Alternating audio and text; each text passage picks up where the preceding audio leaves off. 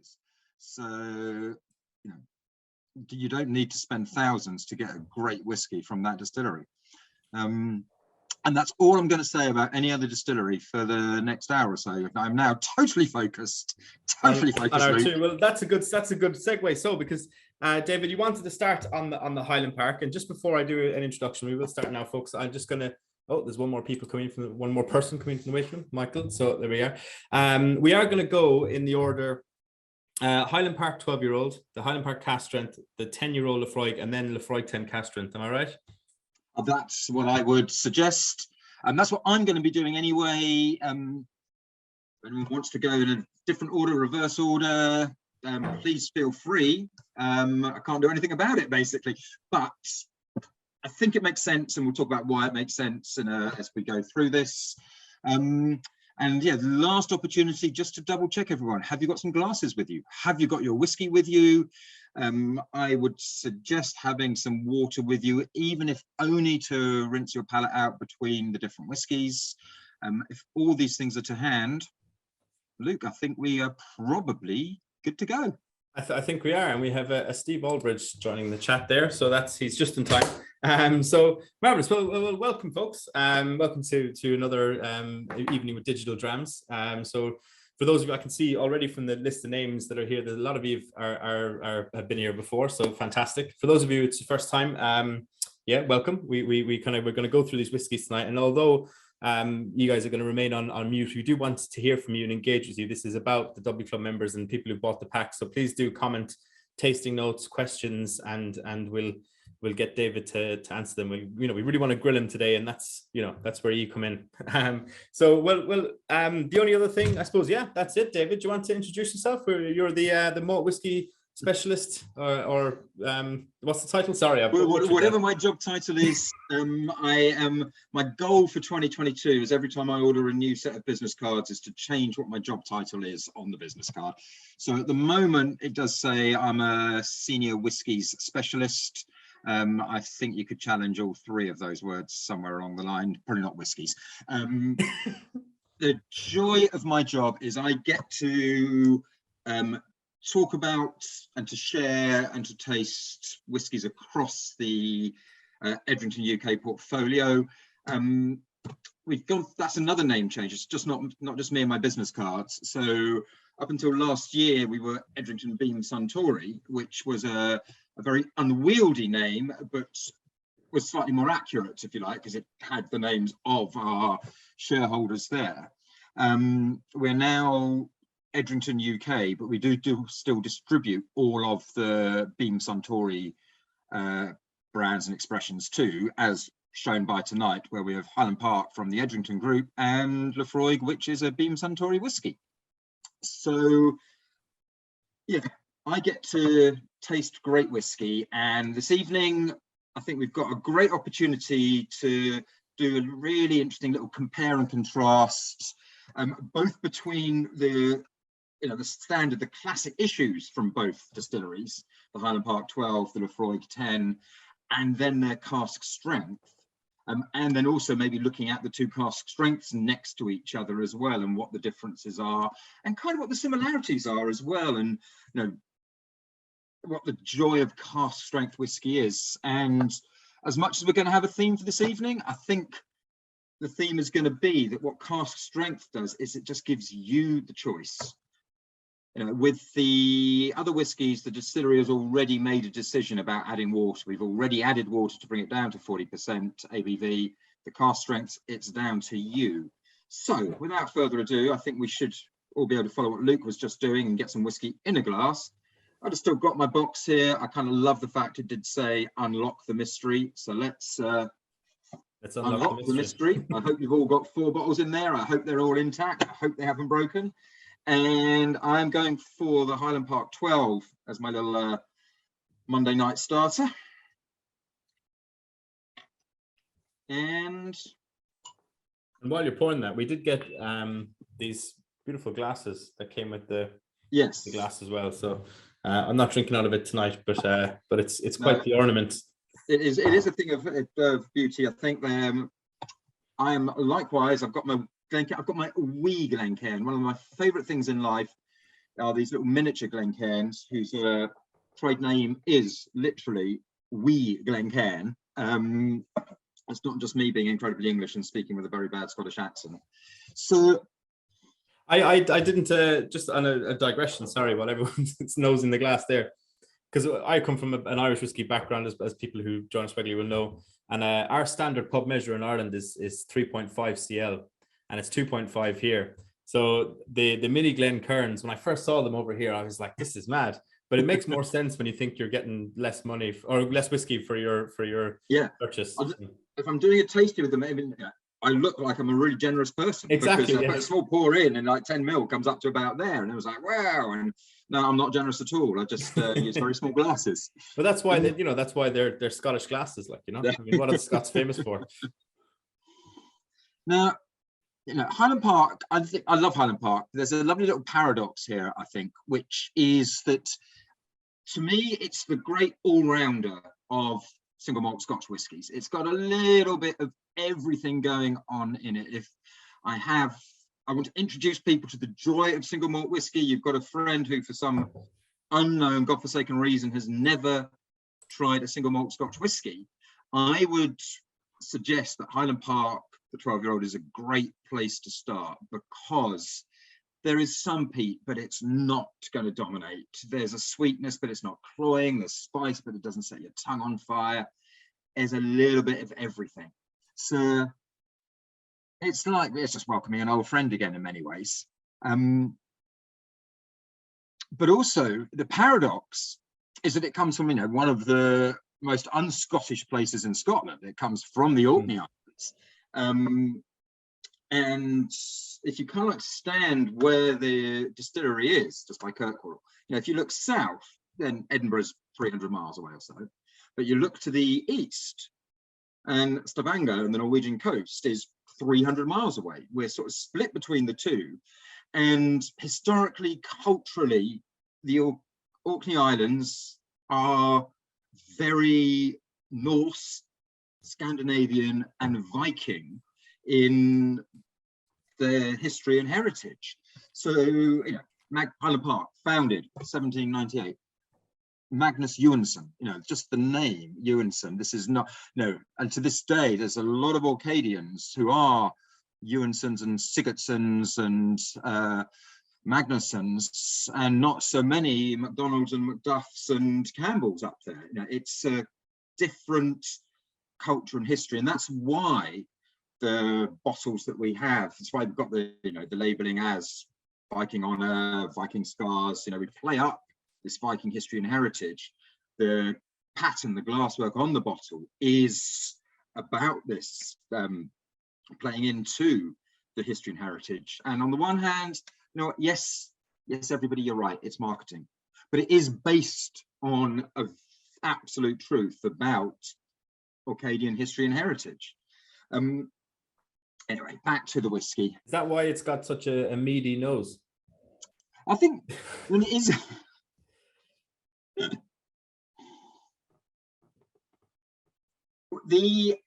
There's a lovely delicacy to Highland Park. So the peat is it's a partially peated whiskey. So if you do have a little sip of it.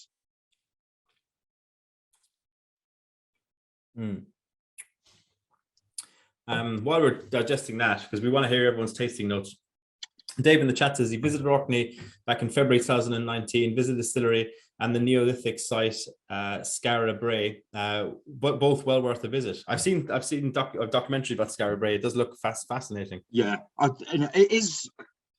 It's amazing. You go to the Orkney Islands. If you're not very lucky, the weather will be rain coming down. Except the rain doesn't come down; the rain comes across, because the wind will probably be blowing at 40 to 50 miles an hour. This is what happens there. And yet some of the oldest settlements in the islands of the United Kingdom are on the Orkney Islands, and they have this fascinating history and heritage that's there. Now, when you taste it, there is a delicate peatiness. Sometimes on the nut. I'm pretty rubbish at smelling smoke and peat. I have to confess, so I nose this and I'm like, I know it's Highland Park 12. I know there's some smoke, and where is it? Well, then I taste it, and I'm like, oh, okay, there it is. But Highland Park is one of the, I'm going to say 6, and I think it's now 7, but distilleries that still have their own floor maltings. So we are a partially peated whiskey. We only peat about 20% of all the barley that we use. But that 20% that we peat, we do at the distillery. We're in charge of everything to do with it. And what this means is that our peat is Orkney peat. It's Orcadian peat. And this matters because it gives us a quite distinctive flavour and aroma here, because peat is decomposed, rotted down, compressed old vegetation. And I would say it's trees and bushes, but on Orkney, fundamentally, there are no trees and bushes because of that weather we've just been talking about. Nothing grows very tall on Orkney. I can still remember my first trip up to the distillery, and we were doing a tour around the island and looking at some of those Neolithic sites and stuff. And we drove past like 6 straggly looking saplings that were desperately trying to pretend that they were trees and failing dismally, basically. As we drove past, the taxi driver just turned around and said, "Oh, look, guys, a forest." And it's, the vegetation is totally different. Fundamentally, all that really grows on Orkney is heather. So this is what Orcadian peat is. It is much more heather. Heather is the primary constituent. It is all about the heather. It doesn't have the woodiness that mainland peat would have. It doesn't have the sort of the seaweedy and seagrass qualities that some of the Isla peat bogs have. So we get this sort of heather honey sweetness. And you burn that peat, what the different constituent parts that made that peat what it is, they are going to release different flavors when you burn them in the smoke. And this is an integral part of what gives Highland Park its character and its distinctiveness. So it's extraordinary. I was kind of joking when I said mead, but it actually does have that kind of honeyness, and there is that vanilla. There's almost like a lemon posset in it, which sounds pretentious, but no. I'm being honest. I've always used the term honeyed sweetness for the Highland Park 12 because I think that's absolutely what it is. The Highland Park traditionally, we have always used a lot of sherry casks for maturation. We are part of the Edrington group. We are the sister brand to the Macallan. We get those casks from the same cooperages, from the same bodegas and sherry houses there. So the influence of sherry maturation is a hugely important part of the Highland Park flavour profile as well. We are probably using slightly more sherry casks that have been made from American oak rather than European oak than we would have done in the past. And I think this is going to come across a little bit more in the cask strength. So just so I've got 2 whiskies in front of me so I can compare and contrast, I am now going to pour my cask strength whiskey as well. Please, if you haven't already, join me on this.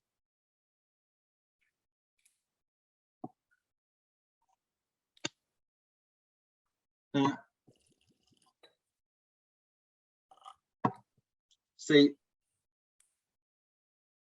just nosing that sort of honey note, I suddenly find it even more intense. It's like it's almost like a creme brulee kind of honey, there's burnt sugars, it's definitely, you definitely get more of that sherry cask other influence. I wouldn't have even guessed there was sherry cask in that original 12. I'm sorry, so just David Brewster's comment came up as tasting out there Murray mint, so he's getting that real fresh quality to it as well. It's no, it's interesting on the nose. And just on the, because you do get the peat, for me anyway, I get it more on the finish than up front. And that ties into, I suppose, Adam's question there. Like, are you more conservative with the peat? How do you decide that level when you're malting in house? Yeah, so peat sustainability, responsible use of peat bogs is becoming more and more important. It's something you have to be careful what you say here in case you trash Laphroaig before you even come onto it. That's all right. I've got my defence lined up there as well. Don't worry about that. Because we're partially peated at Highland Park, so relatively speaking, we don't need that much peat. I think the best indicator about are we being responsible, the peat bog that we use is called Hobbister Moor. It's an RSPB nature reserve. If we were not responsible in how we were digging the peat, they would not let us dig there. We only dig at certain times of the year. We can't dig when the birds are nesting, when they've got their young or anything. When we do dig, we're very careful. We take the top layer off, put it aside. We dig down a certain amount. The top layer goes back on so that the grass, the heather, because it's all about the heather, is there to become the next layers of peat. We can't deny it. There's a challenge. Peat is a hundreds of years, thousands of years in the making. We can be as sustainable. We try to be as efficient as we can, but we're looking at dozens of years. Even Highland Park has been around for 225 years. There goes the maths in my head. But even so, we're talking quarter of a millennium, and the peat was there for at least a millennium. It's something the whole whiskey industry is having to look into. The other side of this is that total peat usage by the whiskey industry is about 1% of peat that is dug. Yeah, well, I suppose that's for me, sorry to interrupt you, David, that's the more compelling argument, in the sense that it's whether it's sustainable or not, we could discuss at the house come home, but it's definitely more efficient than trying to heat your house with it, which is unfortunate. I love a peat fire, but if we're being realistic about its uses and that, there's a lot more efficient uses in malting. Absolutely. And you know what I mean? Behind my blinds behind me, I've got a lovely little garden. I live in London, so it's a very little garden, but it's there's no peat compost that goes into that lovely little garden. That's where most of the peat in this country gets used. The whiskey industry is, and overall, we are a small user of peat, and we are getting better and better and more efficient at how we use the peat that we do use. But we do need to use peat. There's no getting away from it. So I'm just going back into the cask strength here. And I think that Murray Mint comment, there is a glorious freshness to this. It does kind of like, clear those nostrils a bit. There's that fresh quality. Still that honey. The honey is there for me. It's wonderful. Now, I just want to talk about these casks again a little bit, because we talk about sherry cask maturation, we talk about bourbon barrels, and we talk about this because this is the previous liquid and it's very easy to understand. But we should probably slightly change how we think about the casks, and we should think more in terms of what the actual subspecies of oak is, whether it's American oak or whether it's European oak or maybe even something else. But the different subspecies of oak are probably, possibly, almost definitely the main contributors to the flavour of our whiskey when it gets pulled out of the oak there. So American oak gives us more vanilla. American oak gives us fresher citrus notes. American oak gives us those hints of tropical fruit that we get. We also associate American oak a lot with that caramel butterscotch sweetness that we can get in a lot of whiskies. But that's far more if the cask has been charred on the inside rather than just the oak that's there. And because most American oak that we use is old bourbon barrels, therefore they have been charred on the inside because that's what the law says we have to get there. this caramelizes those oak sugars, gives us a lovely source of that caramel butterscotch sweetness there. But if you actually ship American oak as timber to Jerez in the south of Spain and allow it to dry in Spanish sunshine and then make it up to casks in Jerez and then season it with sherry, you're going to get some very interesting flavors, and you're going to like almost expand the range of possibilities. So we do use a few bourbon barrels in this, but the American oak seasoned with sherry is going to give us different flavors to European oak seasoned with sherry. It's going to give us very different flavors to American oak seasoned with bourbon, which has been charred, and all the sherry casks are toasted. They get a lighter degree of burn because sherry's got a lower ABV than bourbon going into a cask. So you don't want to apply such a high degree. It's the different subspecies of oak that really can help contribute to the complexity, to the depth of flavor that we get here. And that, I think, in particular, like some of the freshness that we're getting on this is because of that. It's those different subspecies of oak. And you say freshness because Roger has come in with a great tasting note. I get fresh, clean linen on the nose. He says, which is a good tasting note. Neil Hart gets aniseed. So that's a good one as well. The provenance of the oak is an interesting one because obviously we associate sherry cask with European oak, but most sherry Soleros systems are American oak, not European oak, which is kind of, people, I suppose. Absolutely. And this is it's for the reasons of the flavor that American oak gives. It's also for more practical reasons. American oak is easier to work with, because American oak grows more quickly. And I know we're talking about oak trees here, so everything's relative. But an American oak reaches maturity in about 80 years or so. European oak 120, 30 years or so. American oak tends to grow more directly with a truer, straighter grain. European oak tends to grow slightly more twisted and gnarled. It has to work its way around. So you tend to get more workable wood from an American oak tree than you do from a European oak tree. The wood you get from European oak, there's probably going to be more knots. It's going to be harder to work with, but it is going to give you some very interesting flavors.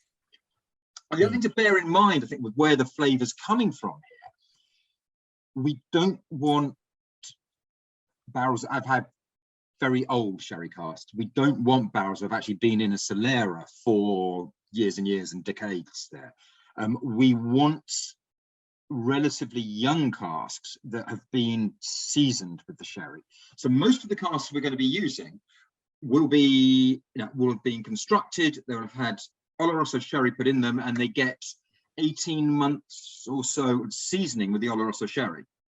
The sherry's then dumped from the casks and the casks get shipped up to Scotland. But for that 18 months or so, the seasoning, it just tempers the wood. It takes out some of the harsher tannins. The sherry that's then left in the oak as soaked into the wood is reacting with the wood. It's actually creating flavors there in the wood. So the seasoning matters. It's just not as important as we probably think it is because we talk about sherry casks. Actually, the subspecies of oak, probably the most important contributor to the flavor. The degree of burn applied, probably the next biggest contributor to flavor. The size of the cask. Remember, a lot of these sherry casks are going to be butts and puncheons at around 500 litre capacity. There'll be hogsheads at 250 litres. They're all much bigger than ASB, the standard bourbon barrel size of about 200 litres. This is going to have a big influence on the flavour. Then the liquid that's previously been in the cask, the liquid that has seasoned the cask, it matters. It's still part of the flavour profile. We'd notice it if we were playing around with that, but it's probably a bit lower down in the pecking order of importance than we sometimes assume. And in terms of Adam's question there, how many casks make up this release? Because obviously each cask strength batch is a limited release, isn't it? It is. And the honest answer, I'm afraid I don't know. The honest answer is probably not enough casks because we always seem to sell out of it way too quickly. It is, it's not tiny limited editions, but it's thousands of bottles, but it's not that many thousand of bottles in each batch.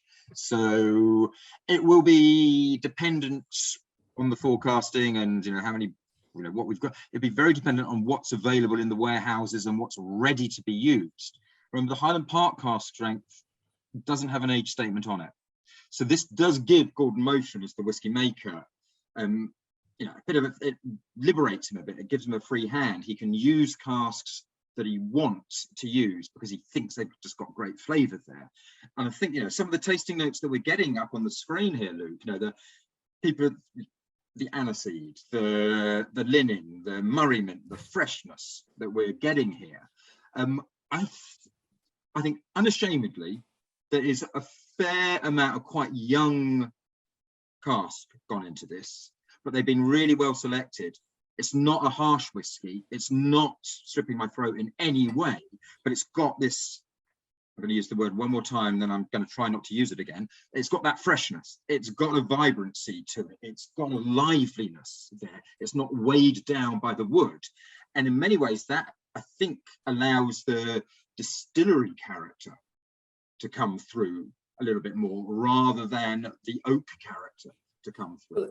In terms of that, I have a question personally on that one. But first, I just want to acknowledge Luke's comment earlier on about looking to get married on Orkney. Congratulations, folks. I'm sure it's a beautiful place to do it.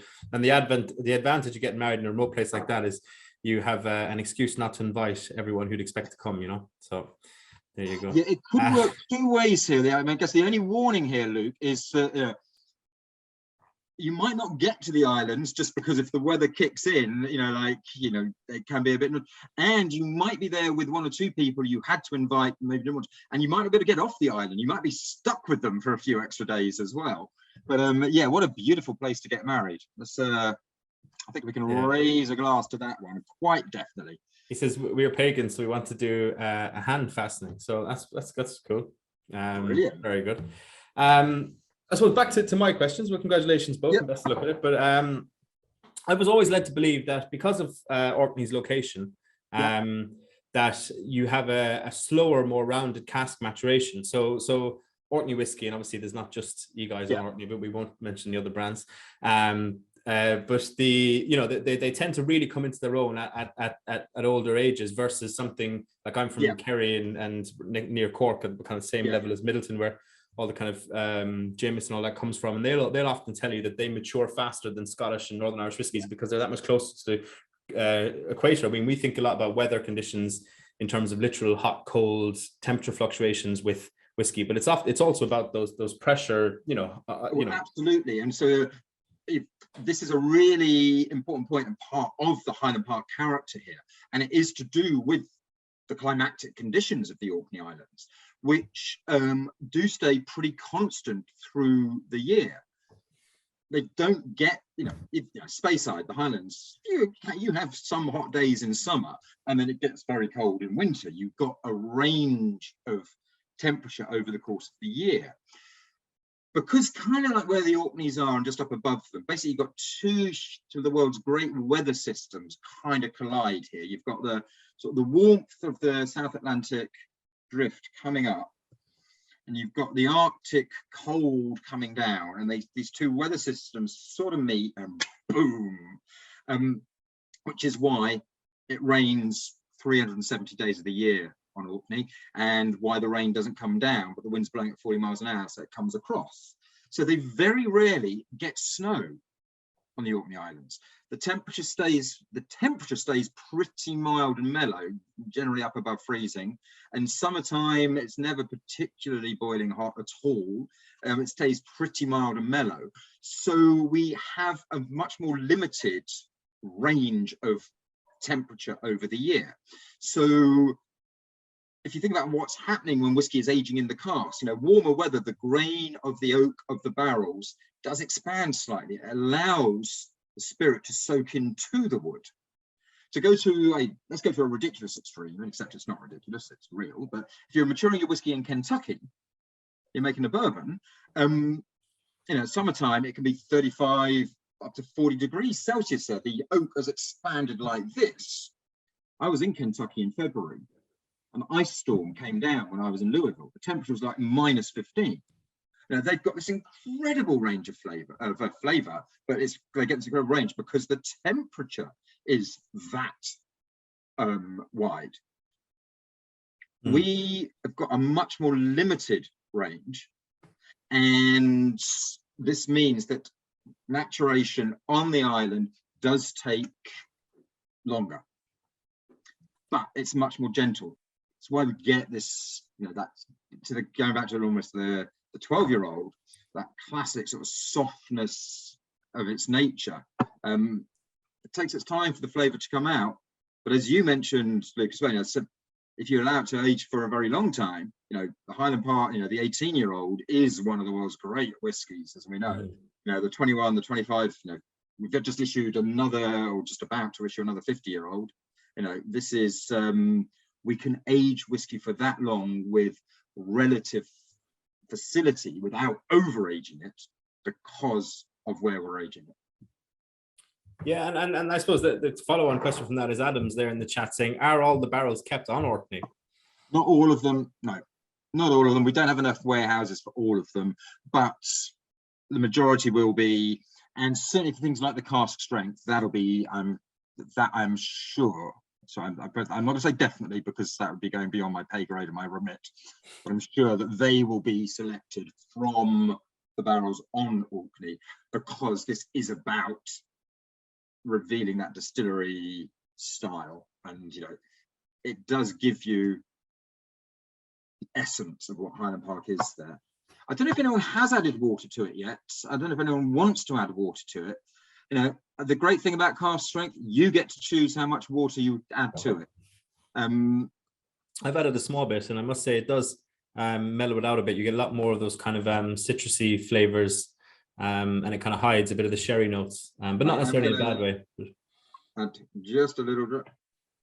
Yeah, you do get a lovely little loosh happening there. You can really see the oils. Your hands are huge, David. Sorry, that's a call back to the small Glencairn comments. Giant David on this screen here. Yeah,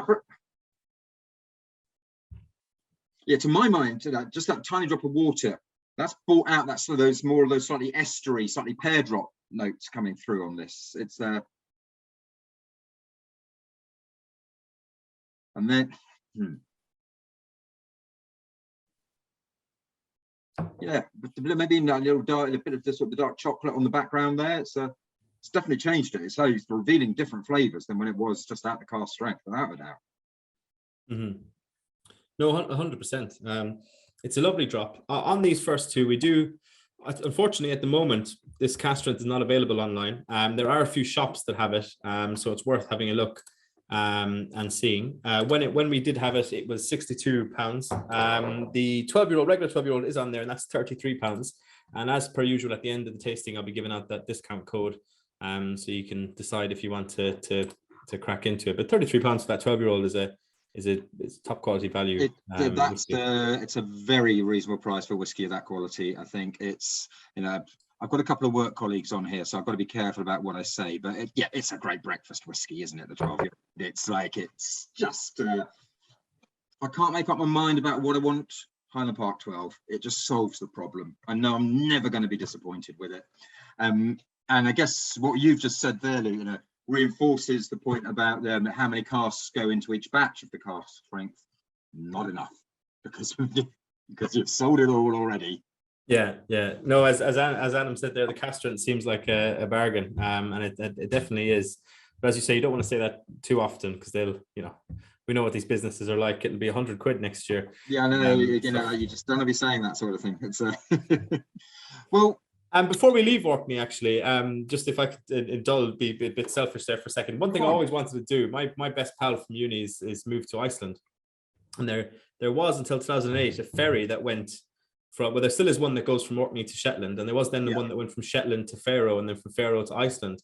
And I was thinking, God, that would have been an amazing way, now that I'm based in Scotland, to go and visit him. But unfortunately, the Shetland Faroe ferry is no more. So we must petition, whatever. I don't know. Shetland have a county council or whatever for them to bring it back. But Yeah, I guess you probably have to go to Norway and get a ferry from Norway over to the fair, or from Denmark maybe. That was possibly the only way you can do it now. Yeah, it's a shame. You see, you've got to jump at your opportunities, people, because if you just dream about them, somebody's going to take the chance away. They'll stop that ferry running for you. Yeah, no, 100%. We had another question in there. Sorry, I'm after minimizing the chat accidentally. This is a bit surprised when you realize the 10-year-old is a permanent addition to the core range. So yeah, the 10-year-old is a permanent addition to the core range. Now, in some ways, now this was done for, well, I say for your benefit, Luke, but for one of the reasons we released the 10-year-old. 10-year-old is fundamentally for retail. It's fundamentally for supermarkets, and we released that because it liberated the 12-year-old that was going into the supermarkets. We were able to sort of take that back, and now that is allocated to, that's for the specialist shops, for the whiskey shop, that's for the on-trade now. So the 12-year-old is still going to be everywhere, but we are being slightly more, so sorry, it's not going to be everywhere. The 12-year-old is still going to be widely available, but we are being slightly more selective about where it goes, and it is going to be for you, basically. Mm-hmm.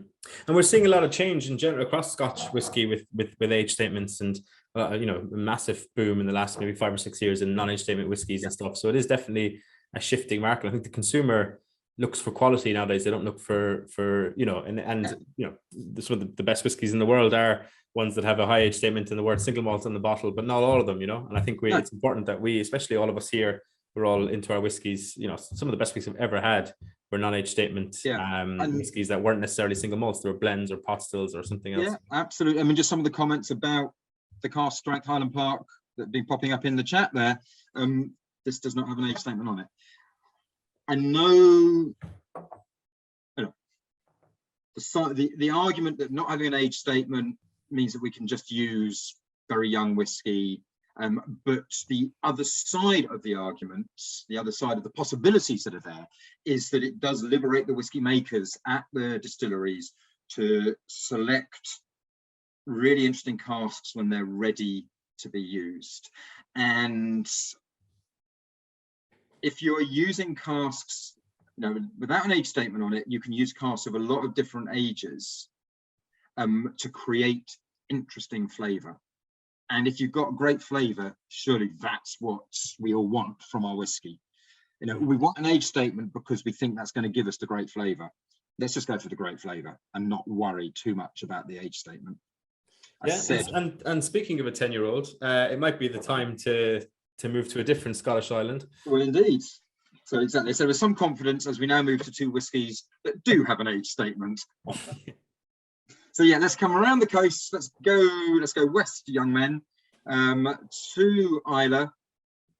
And again, we've got the 2 whiskies. You know what, Luke, this time I think I'm going to pour them both at the same time, just so I can go straight into a compare and contrast. So if I do that, I'd mix them up. So I'm going to try it, but I'm telling you, I'll be drinking one and not the other in a second. The Laphroaig 10. I do love it. It is a thing of absolute beauty. And the cask strength. So we did have a little chat about this just beforehand, because this is at 58.6% ABV, and this is batch 14 that we've got bottled here, isn't it? Yes, batch 14, yeah. Yeah. So Laphroaig issue a cask strength on a fairly regular basis, once a year, sometimes twice a year. There are different batch numbers. We've always done it, as a 10-year-old. The ABV always varies a little bit according to which the casks that we've selected here are.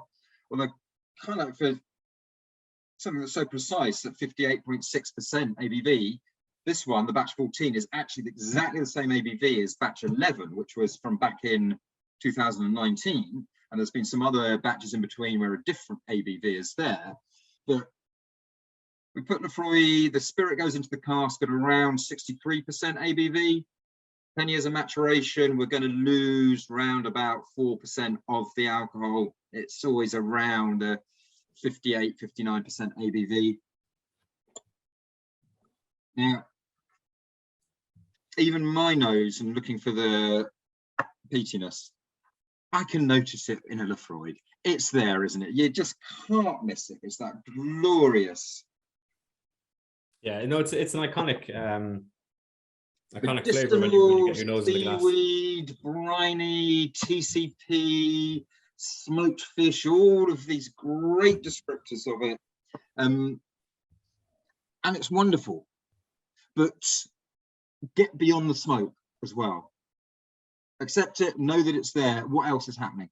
Because if Laphroaig was just about the smoke, we would have peaty moonshine. And there's a lot more that's going on here. And with Laphroaig, we certainly with the 10-year-old with both these releases, we are now very much in the world of ex-bourbon barrel. Laphroaig, there is a sherry oak release they've just done or did last year. Laphroaig Law has sherry cask influence in it, but Laphroaig's true house style is about bourbon barrel maturation. So I say bourbon barrel. It's about maturation in American oak that's been charred on the inside. We're going to get that caramel and the sweetness. We're going to, I think you get beyond the smoke sometimes. Those sort of hints of almost like coconut, maybe even a bit of pineapple, that slight tropical fruit. It's there.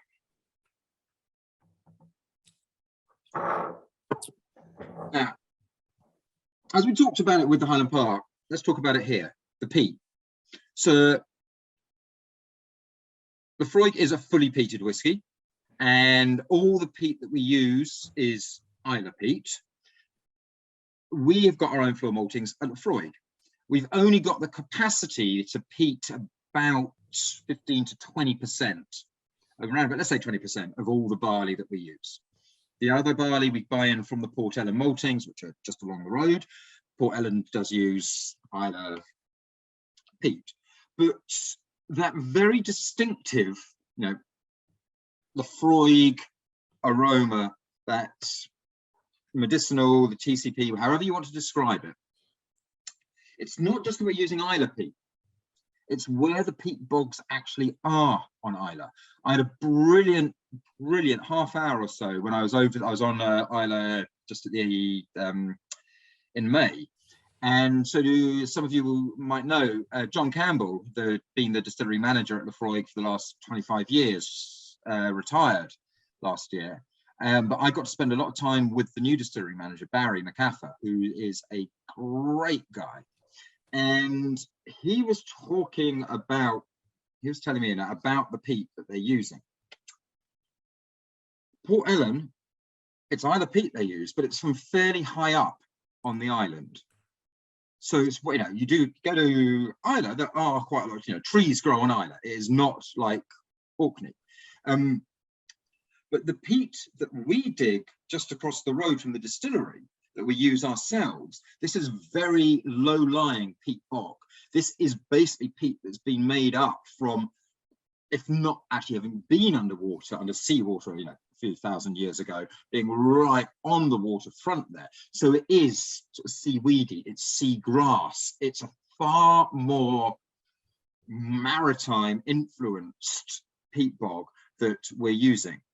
And this contribution to the overall flavour, the reason we get that such a distinctive Laphroaig aroma there, it's because of that peat that we're using. And with the cask strength,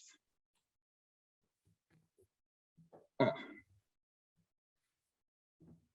got to say, the cask strength, there's a glory, almost like almost lemon sherbet, but that citrus sort of freshness coming through on it. It's definitely a lot more viscousy and oily, than in comparison. That's, I suppose, the chill filtration in that. But.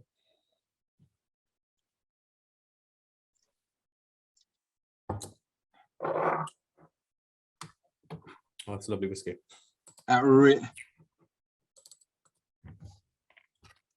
I mean, that spice kick on it, just setting my tongue going there. I mean, that's just glorious. You're right. It's got that oil in it. The way my tongue has been coated by that, and it's lingering on the palate. The length of flavour we're getting there. Oh, that's a glorious whiskey. That is to be. And I have some breaking news coming in as well from the studio. And batch 15 will be out in July. So get batch 14. This is batch 14. Get it while it's still available. Look up on batch 14. So the Laphroaig, their cask strength series, the different batches, they will. So it will be Barry now, and will make an effort to do, some serious cask selection, so you do get a difference between the batches. The classic 10-year-old, we want consistency. Every time you go to buy that, we want that to be the same. The cask strength, we want you to be able to notice a difference between the casks, and this can be about how high up in the warehouse the casks have been maturing. This can be about the classic warehouse right on the waterfront there with Laphroaig written across it. The whiskey's maturing in that warehouse, the environment, the environment around that, you're going to get some slightly different flavors than if you're maturing in the warehouses slightly more inland on the island. And I'm guessing the question is coming, so I'll preempt it, but yes, we do mature some of the whiskey on the mainland as well. If you go to the Laphroaig distillery at the moment, we're building 3 new warehouses just on the road by the distillery, so we're going to be maturing more and more of the whiskey on site. So we're going to get more distillery character, more Islay character going forward, without a doubt. There's a lot happening on that couple of mile stretch on the island, because I was there in April, and there's where you are, you're building the new warehouses, and then I can't remember the name of it, there's another new distillery opening down the road, and then there's Port Ellen as well, distillery, which is going to be opening soon. So kind of stretch from Port Ellen out to Portmathurin. It's the elixir. It's you're very good friends but rivals from another whiskey shop somewhere. Exactly. They've just the foundations are just going down there. And if you're at the Port Ellen distillery, so if anyone gets a chance to go over to Islay these days, there's that other distillery that I feel we must mention, which is the Islay Rum Distillery that has just opened. So there's an old lemonade factory across the road from the Port Ellen maltings, and somebody has opened a rum distillery on Islay. So that could be some very interesting things happening there. No, 100%. And I believe there's Port Ellen looking for production staff. If anyone here is looking for a job, there you go. Absolutely. Leave the chance to leave the rat race here. We'll get rained on a lot. That's the only thing I'm going to say. No, but it's great. I love that kind of corner of the island, because obviously there's obviously other rivals of yours or friends as well, like Lagavulin down the road and everything. And it's a great little part of Islay when you're in that area, because some other distilleries like Bunnahabhain, Ardnahoe, Kilcoman are quite, you go to them and they're out on their own kind of little areas. So yeah. Absolutely. Along the Kildalton Road there, it's a lovely walk if the weather's on your side from Laphroaig. Pop into Lagavulin, have a tour around, go to Ardbeg, because if you're doing this, you go to Ardbeg for your lunch, everybody. I love Laphroaig. Pays my wages, they're glorious, but you're lucky if you get a biscuit with your coffee. But Ardbeg do proper lunches. Even the people at Laphroaig are like, we'll go to Ardbeg for lunch. And then there's the little hotel restaurant next to Bowmore as well, back in the town of Bowmore. That's lovely as well. That I think is a good connection with you guys. So absolutely. No, it's brilliant, and the community on there and everything is fantastic. Islay is definitely worth visiting. I'm sure most people on here probably have been, but I only went for the first time this year, and even though you have this kind of romantic idea of what it is, I was even impressed that it actually lived up to that. The only thing I will say as a negative is it's very expensive. Hey, I live in London, so for me, that's like Yep. Oh, so Adam, Laphroaig cheese. The Laphroaig Absolutely. cheese I came back with yeah. some of that. It is glorious. By complete coincidence, and I promise you, when I was there, I bought the Laphroaig cheese and I brought Laphroaig socks that I'm actually wearing right now. And that is just total coincidence. I didn't even There's think some very bad joke about the cheesy smell, isn't there? And I'm going to rise above it. Yeah. Sidestep it. Yeah. No, this is great. And on that kind of line, because Paul says it's very citrusy on the cask strength. Yeah. Not going to lie, this is a few years back now. When I first tried the Laphroaig 10 cask strength, it was a game changer for me, because Laphroaig is one of those ones you see it in every bar. You know, like there's a few kind of Scottish brands, peated and non-peated, that even if you're in Ireland or wherever you are in the world, there's those few ones, and Laphroaig is definitely one of them. Laphroaig, and so I kind of thought, you know, when you're getting into whiskey, you search out the brands that you don't readily see, because you're kind of learning interesting, and you almost, even though the brands you might have first come in contact with, like Laphroaig, they almost get pushed aside as you go down the rabbit hole of Scotch whiskey. But trying the Laphroaig 10 cask strength was like a game changer. It kind of was like, oh, heck, I've actually overlooked how good the Laphroaig is, and then you kind of you got the 25 and 18 and all that kind of jazz. It's my version of that, Luke, is when I started doing this job, one of the first things I did was a Laphroaig tasting, and it was a whiskey club here in London. I was like, I'd only just started, so I'm going to be talking to people who know more about whiskey than I do, and I'm going to make a fool of myself. So I actually phoned John Campbell at the distillery, and I said, John, and I explained the situation. I said, what do I say? What am I going to do? And what he said to me, he said, tell them it's the whiskey they'll come back to once they've tried everything else. He said, tell them to go out there and drink Glen this, Glen that, Glen whatever, drink your way around, try all of those other obscure whiskies, the esoteric whiskies, the whiskeys, and then they'll come back to Laphroaig after that. And there's a truth in that. It's and Laphroaig does inspire such loyalty, such passion in its drinkers. It's being a friend of Laphroaig, the whole planting your flag in the peat bog where you're walking around in the rain with your mobile phone because you've got your GPS coordinates of where your 1 square foot of peat bog is. But it's such a brilliant thing to do, and people love doing it. Laphroaig inspires that passion and loyalty. And if you say I'm a Laphroaig drinker, you're talking about the 10-year-old really. But then you do get the chance to drink things like this cask strength. It is just glorious.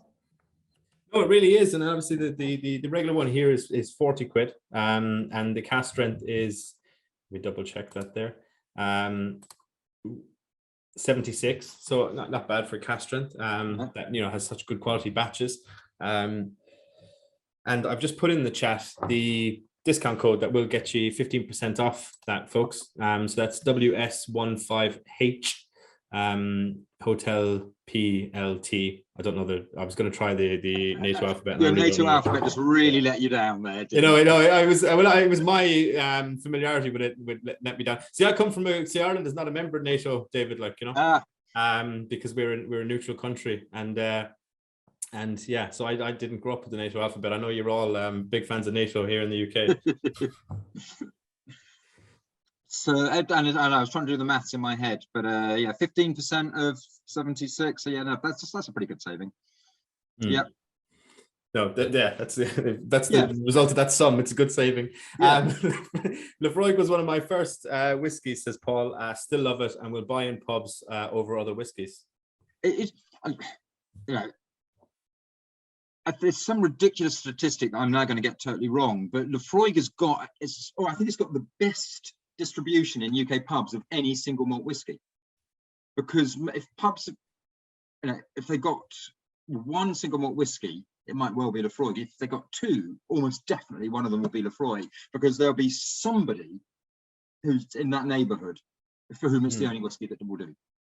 Yeah, there was my local back in Ireland used to have any peated Scotch, and someone who's now a friend of mine moved to the town about 10 years ago and requested it and said, look, to the barman, he was like, look, I promise you, if you get this in, if no one else drinks it over the course of a few months, I'll go through the bottle and your quid's in, So the owner was like, yeah, no bother, bought in the bottle, And he came back like 2 weeks later, and it had already been drank through. So he was like, "Oh, thank you for that recommendation." So yeah, it's definitely a good one to have in the back bar. It really is. But and the cask strength is a real treat. And you already sort of whet my appetite there. I've got to find the batch number 15 as well now, don't I? Yeah. And it's amazing. You were saying about consistency earlier in the conversation, and it is. Like the first one I tried was batch 3, I think it was, or 2 or 3, and it's much more charcoaly and oily. It has changed over the years, and that's not don't mean that in a negative sense. It's evolved. It may even change back, but it's totally different whiskey, like, and that's one of the interesting things about when you do try these batches, particularly at cask strength, when they're smaller produced, and you don't have that massive equalizing effect that mass produced whiskeys have when you vat so much casks together. No, it's a great way to show you can get the variation of different flavors just from where the casks are maturing. And Laphroaig's got a very strong relationship with Maker's Mark. Most of the casks we use, I mean, there are casks from the Jim Beam distillery, there are casks from Sazerac there in the warehouses. Maker's Mark is a pretty small distillery in the greater scheme of things in the States, but a lot of our casks are old Maker's Mark casks, and Maker's Mark's a great bourbon and it's great quality. They give us part of the character again of our whiskey is to do with that relationship.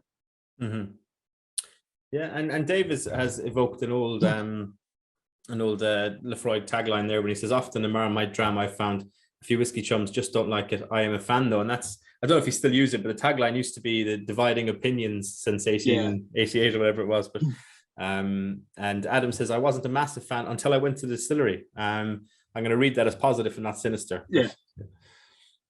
And we ran a campaign recently, last few years ago, which was all called Opinions Welcome. And what was brilliant about it was we just recorded people reacting to sipping Laphroaig, and it didn't matter if they didn't like it. We still use their opinions because it does divide opinion, and because people do react differently. The campaign we're running at the moment is called "You'll Always Remember Your First," and it is, people do. It's such. I know, I definitely do. Yeah. Characterful, distinctive, idiosyncratic, different whiskey. You remember your first Laphroaig, and just what it does to you, and it's brilliant. No, it is. It's impressive. The marketing campaign has, and that dividing, or that what opinions welcome. There's a little wall when you visit the distillery with all the opinions on there, and it's great. It's like a physical TripAdvisor in the flesh. I'm going to do it at the 10-year, the classic 10. I'm just going to smell. So two of my favourite sort of descriptions that are there on the wall at the distillery. My favourite one was, "It's like kissing a mermaid who's just been eating barbecue," which is a brilliant description of a whiskey. And you get what that description is about. You've got the smokiness, you've got the sea, the maritime quality, and you've got the beauty of it as well. And the other description I thought was just brilliant was, "I feel like I'm driving past a hospital that's burning down." Again, what a great way to describe a whiskey. Yeah. And it's an insight into their soul that they kept driving. The hospital's burning down and they're driving past it. They're not stopping.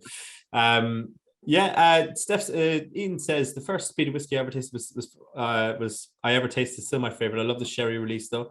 Steph says, "I do like Laphroaig. I must say the normal 10-year-old pales in front of the cask strength." Yeah, it's been going back to the 10 after sipping the cask, and that's who'd have thought you'd ever say that? It's like, well, that's a bit of a wimpy Laphroaig now.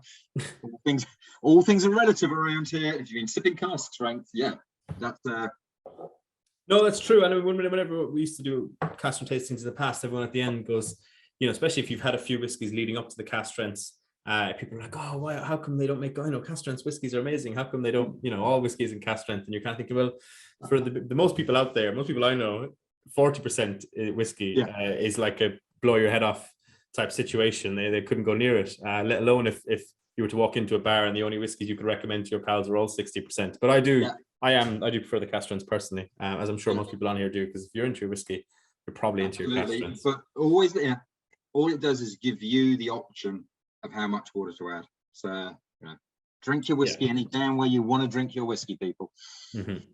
No, 100%. Listen, David, thank you so much for your time. I don't know if there's anything else before you go. We will get everyone to rate their drams. If you want to pop in your even if it's just your favorite or the order which you had them, we do love to hear that. And is there anything you wanted to say before we finished up, David? Honestly, it has been an absolute pleasure, Luke. I love doing these.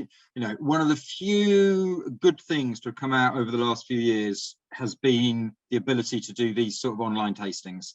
And I'm really pleased that we're keeping doing them after lockdown. So I'd just like to say a huge thank you to everybody for joining us on this. And I really hope we do another one in the not too different future.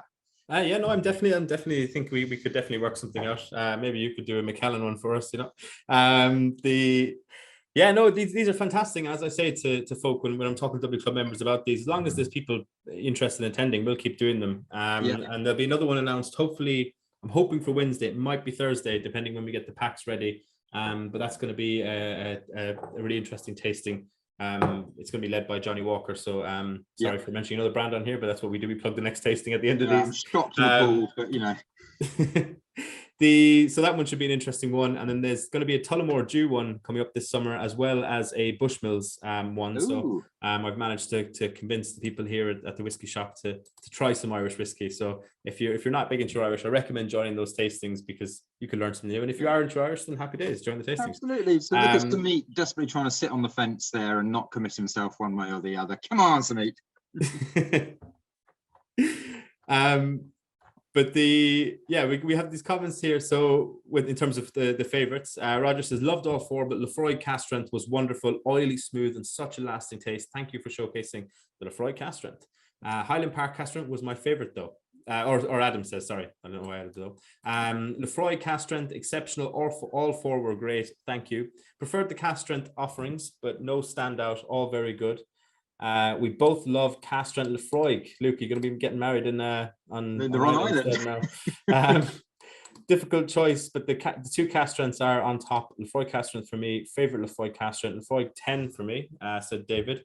Highland Park cask strength, toffee and butterscotch, smoky, plum, all good stuff.